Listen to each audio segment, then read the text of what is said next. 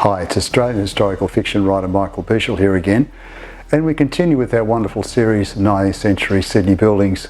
Again, to remind us, we're in the late colonial period 1838 to 1850. In any review of buildings of note, we come back to the churches in design form.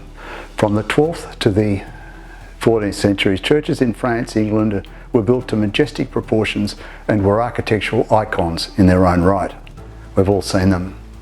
It took some time for the churches of similar architectural note to be built in the infant colony of New South Wales.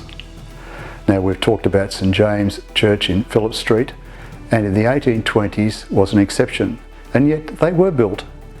There is one example of a simple and yet elegant church that I believe requires to be referenced within our brace of buildings being looked at, special buildings. Now, this current church is dwarfed by its neighbouring cloud-skimming masonry and glass towers. St Patrick's is a Sydney sandstone icon, frequented by my forebears, and for the early Catholic congregation it was a mark in the sand. Up to the 1830s, services had been held in a home, and now to have a church of this size was a monumental step.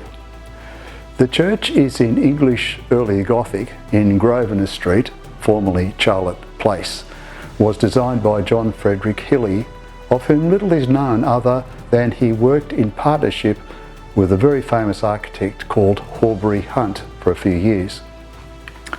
Now, unlike today's stringent and disciplined planning laws, Hilly's first design overstepped the site's boundary, and a formal government act was required to extend the boundary to incorporate the church. Yeah, go figure. This was an unusual step because land in Sydney was starting to its epic and yet to be stopped rise in value.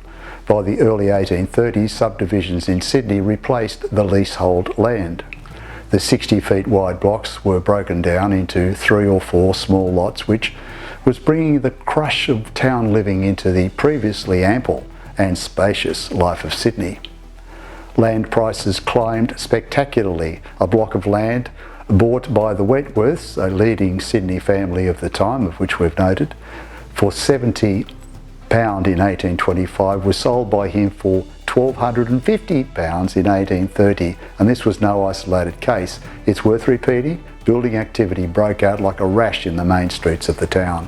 An extraordinary patron, Mr Davis, donated £1,000 for St Patrick's construction by builder Andrew Ross and Company. A carpenter's wage at the time was £50 a year. So we're talking serious money here.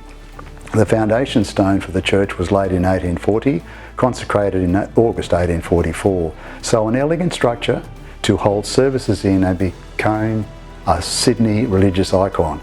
If you want to read more, 2 great references are J.M. Freeland's Architecture in Australia and Manning Clark's History of Australia. Now for our next building. Thanks for watching.